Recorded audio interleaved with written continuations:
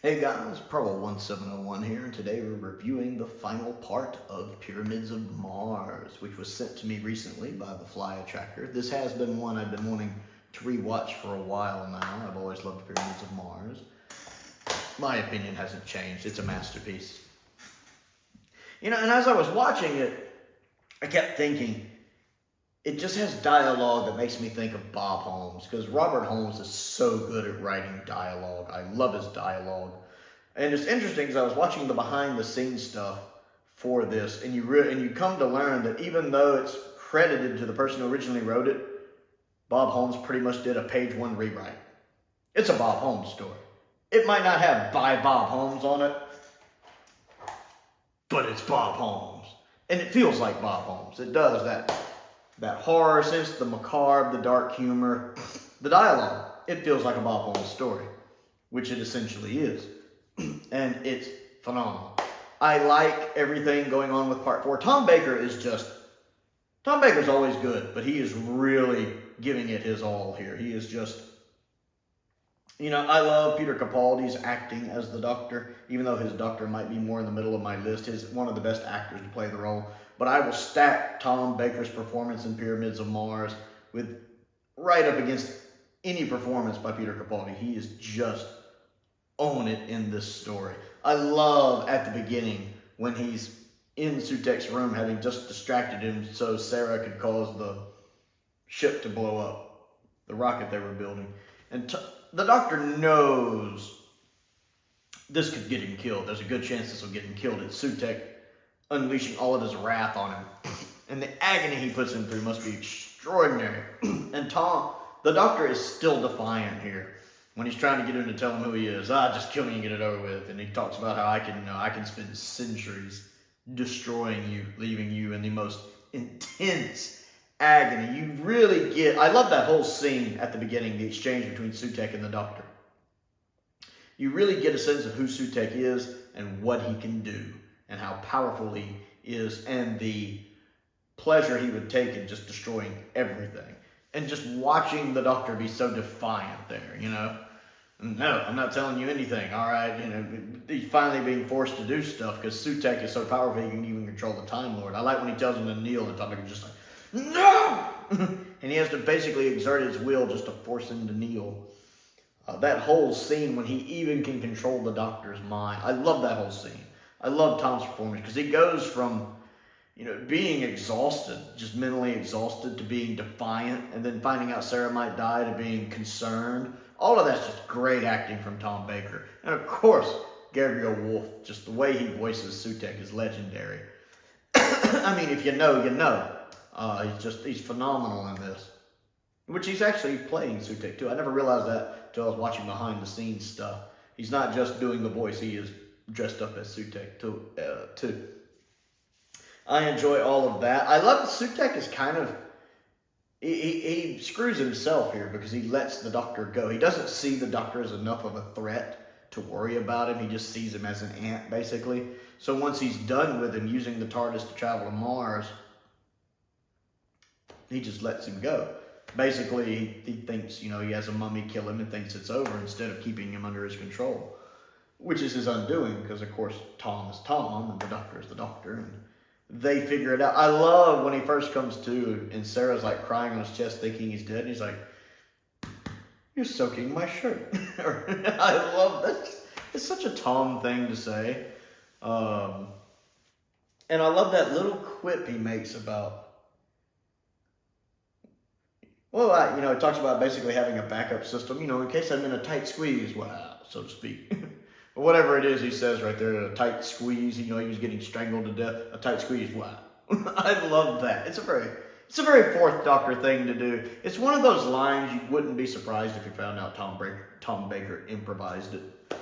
I do like the scene when him and Sarah start to walk into the room, see the mummy, and turn around and walk back.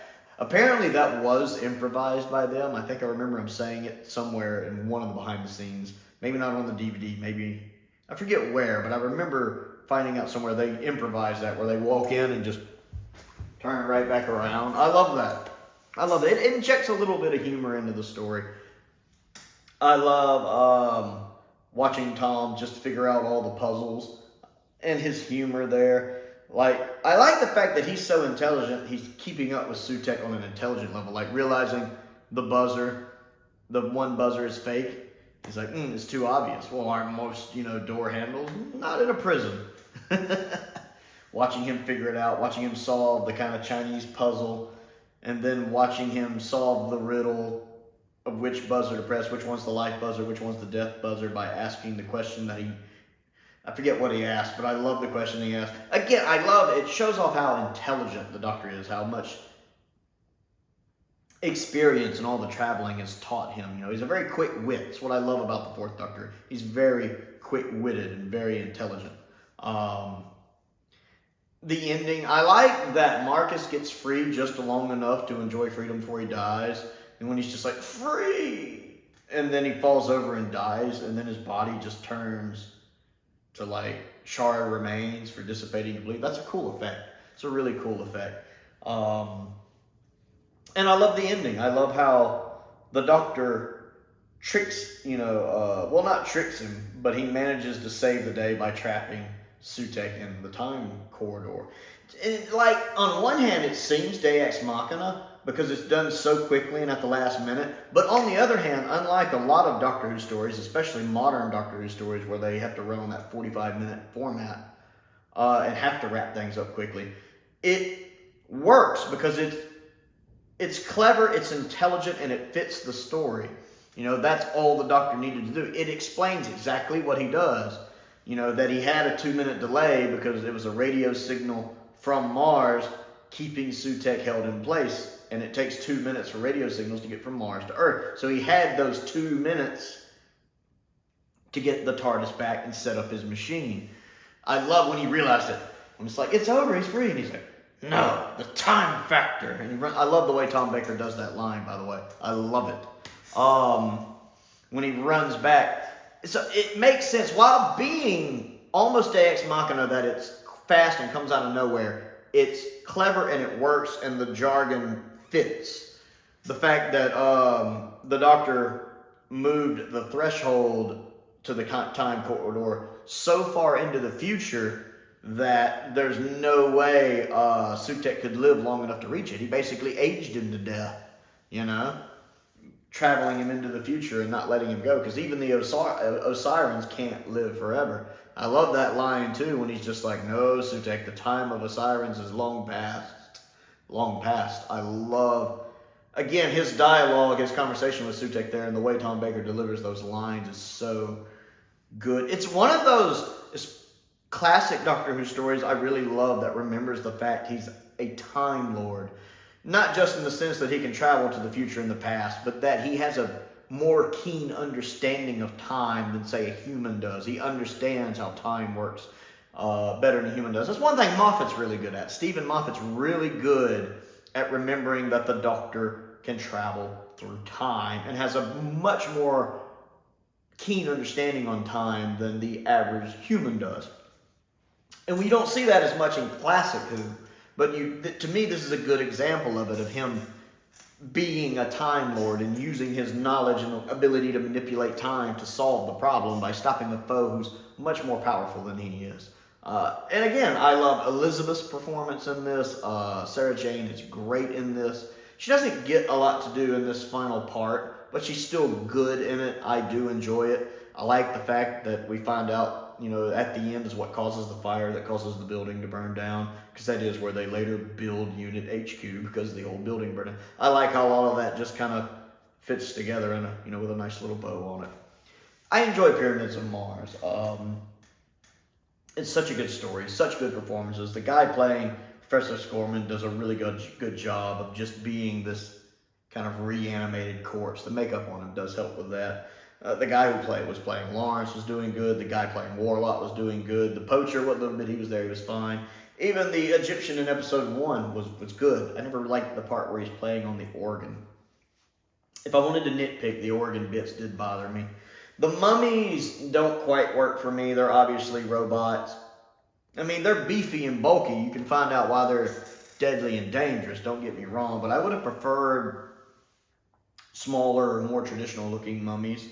I do enjoy the humor in it. Like when Sarah tosses him the cigar box in one episode, and he's like, huh? It's not a cigar box really, but it's got the plastic gel in it. And he's just like, the slightest sneeze could set this off. She's like, sorry. He's like, do you see any like detonators? She's like, nah, maybe he sneezed. And Tom's just like, and that Tom's just, his acting it's always good, but this one is like turned up to 11. It's just such a good performance out of him in this. He can be witty, he can be serious, he can be whatever he needs to be at the time. And this is one of those situations where the Fourth Doctor catches on pretty quickly that something really dangerous is going on, that it's really bad, and the more he learns, the more worried he gets. And when he realizes it's Sutek, you know, he's, you know, trying to figure out how he's supposed to stop something that's so much more powerful than he is, that he's going to have to struggle to stop. Watching him think about it, like when he's in the room back in like Lawrence's study, when he's talking to him about, you know, somebody's messing with time, and time is my business. He has that kind of faraway look, like he's only half paying attention to the conversation, and he's kind of staring, not necessarily at anything. He has this, it's starting to rain, this faraway look, and you can tell he's thinking. He is thinking. He's in deep thought. He's plotting, you know, 37 moves ahead in a game of chess, basically. He does this in several of his stories. Planet of Evil, I've talked about that before sometimes, when he has that faraway stare where you can tell his mind is going. He's trying to figure out how to solve the problem. He's trying to figure out what's going on and how to fix it. I absolutely love that. And then the scene when they find Lawrence dead and the doctor's not really emotionally reacting to it. She goes, well, you're acting like you're not even, he's like, human? Because he's not human. And I've talked about this when I was reviewing part, 3, I think it was, that his conversation with Sarah here reminds me a lot of the 12th Doctor's conversation with Bill in Thin Ice. And I love Thin Ice. It's my second favorite 12th Doctor story after Heaven Sent. And that scene when she's talking about, you know, have you seen people die? Have you ever killed people? And she goes, well, how come you don't seem fazed about it or upset about it? And he's like, because then more people die. You know, you kind of get the classic Who version of that right here. You know, when she's like, a man's just died. He goes, 4 men, Sarah. 5 if you count the professor himself. But, you know, I'm having to worry about millions, and really more than that. You know, he can't stop to mourn these few people who have died because he knows how bad events will be if Sutek gets free. He's got to focus on that. He doesn't have time to mourn. Millions and billions and trillions of lives are at stake. He knows that. You know, you've seen that alternate future of 1980 where it's just desolate. He knows what's at stake. And I love that. I love that scene. It's such a good scene, just like it is in Thin Ice. So yeah, I love Pyramids of Mars. Great writing, great set design, great acting. Phenomenal masterpiece of Doctor Who. And part of season 13, which is just such a strong season. Possibly the strongest season the show's ever put out objectively. So Pyramids of Mars, what do you think of it? Comment down below and let me know. Season 13, what do you think of it? Let me know. Other things to do, click the like button and the subscribe button. And the bell for notifications so you never miss out on another video. I also have a Patreon. That does help me keep bills paid in the more expensive, newer apartment I'm still adjusting to with the echo chamber.